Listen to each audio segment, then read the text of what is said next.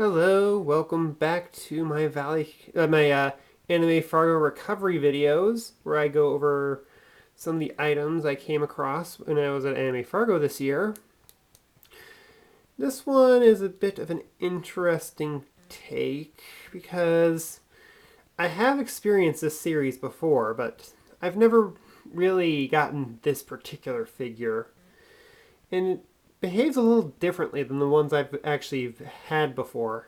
That is the Revoltech Fraulein series, and this is Hoshii Miki from Idolmaster. I'm not really well known about the Idolmaster. I am aware of it, I just don't really follow it. However, Revoltech is something I have experienced quite a few times before. From some of the earlier stuff like the Devil May Cry 3 Dante, I had another Fraulein in the series, and that was Asuka from Evangelion. And I also had a Sengoku Basara Revoltech, and I have a few of the Queen's Blade Revoltechs. So I am very well familiar with Revoltech. And from this, it seems to be kind of an in-between state in the series because, yeah, I need to explain this because I don't have my Asuka anymore. I sold it off, but the original Fraulein Asuka, her entire neck was just a single Revoltech joint, and it just kind of looked weird. Here, the neck is actually sculpted on. I think it's because of the accessory, but I'll explain that more when I actually get into the full review. But for the most part, the figure actually looks nice and well detailed. The paint job is quite good. Of course, she is still fairly fresh out of the packaging, so it's not like the paint's rubbing off or anything yet. It is kind of a rubbery plastic, something I am very familiar with when I was playing around with my Queen's Blade figures. And now we get to the joints. Now then, the Fraulein series was supposed to be a more articulated versions of standard Revoltech figures. They had a lot more articulation. They have a movable shoulder joint as well as a joint up here. It's stiff because it's still fairly new. There is an elbow joint. Originally these would be Revoltech joints, but this is more of a hinge joint to give it more of a natural look. The wrist is a Revoltech joint. You can hear it's a little tiny ratchet joint. And of course the two pegs give rotation. The head, it seems to be a Revoltech joint is in there, but it doesn't have much range due to having a pre-sculpted neck. Her hair also has a little Revoltech joint in there as well. I've seen this before with other Revoltech characters with long hair. She has kind of an ab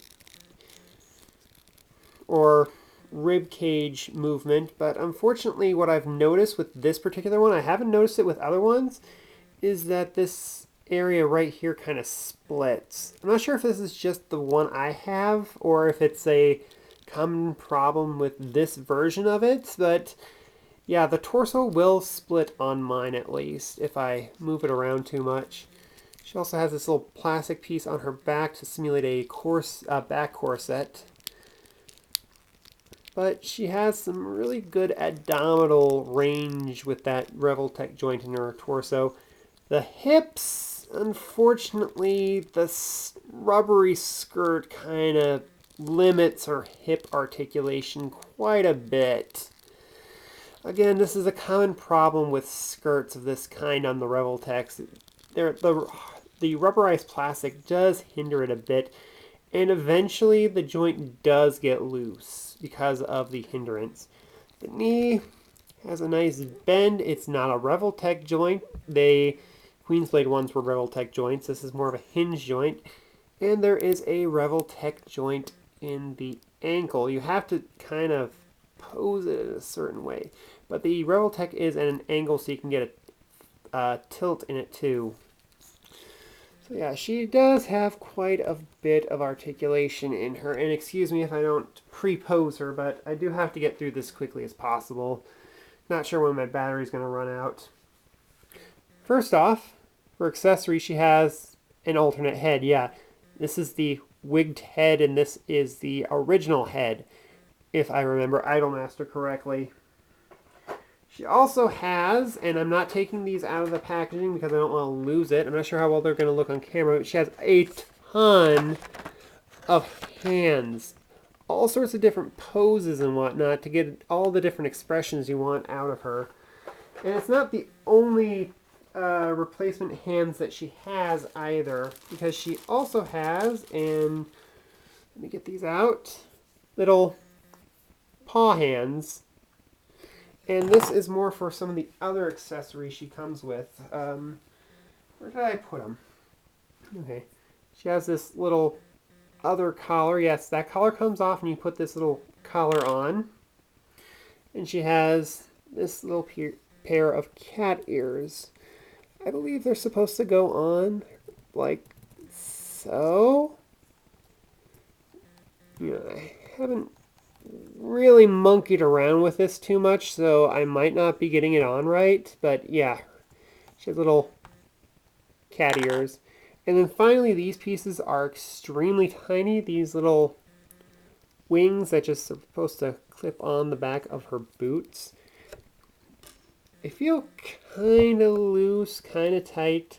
I guess it depends on where I actually have them on the leg, but I really don't like putting those on. First off, they feel like they could just pop right off. And second, it's clear plastic. It might snap after a while. And of course, finally is the included stand. And I do not like this stand. Here's the problem. For most of the other Revoltech Frauleins, this is perfectly sized. She's actually quite shorter, so it's kind of hard to get her on the base without her kind of floating there. Her feet really don't touch the ground unless I kind of try to... Yeah, I can't really get her just standing on there. She'd almost have to be in like a jumping pose in order for it to really work. Again, with the regular Fraulein figures, they're a little taller, it works fine. She doesn't really work well with it. I really wish this was a little shorter. Now then, Revoltech figures are an interesting little thing because I remember when these things first came out, they were really interesting. Having the small little ratchet joints in them made them a lot more sturdy to pose. But over time, a lot of collectors began to realize that the joints, while they're supposed to be like really solid joints, actually didn't hold up too well. It's not like they were bad joints or anything, it's just that they would become loose over time, as I said before. And because they're plastic ratchet joints, if they're handled a little rough, they can actually break. Thankfully, there are a lot of options for replacement Revoltech joints out there. And someone could just easily find replacement joints from like a Figma or something to replace them. And yeah, that's kind of a... Oh, sorry for bumping the table there. That's also kind of another thing. Once Figma and SH Figure Arts came out in real prominence, people really started preferring those over Revoltechs. I mean, don't get me wrong, I don't have anything against the Revoltechs, it's just that compared to a Figma or a SH Figure Arts, they're not that great. Now then, Revoltechs are still being made today, and of course, I'm pretty sure the engineering has gotten a lot better. But for the most part, most people would rather just get a Figma or a SH Figure Arts these days.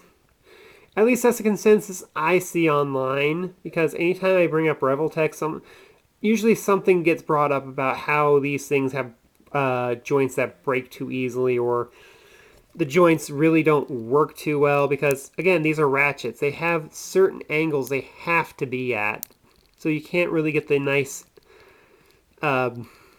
smooth flexibleness.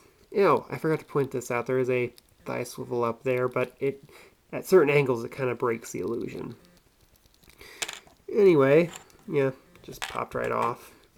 That is my look at the Fraulein Revoltech series Hoshii Miki. Anyway, I don't think it's a bad figure. Sure, it has its limitations, it has its problems, but it's not bad. So anyway, that is my review, and I hope to see you guys again next video. Bye!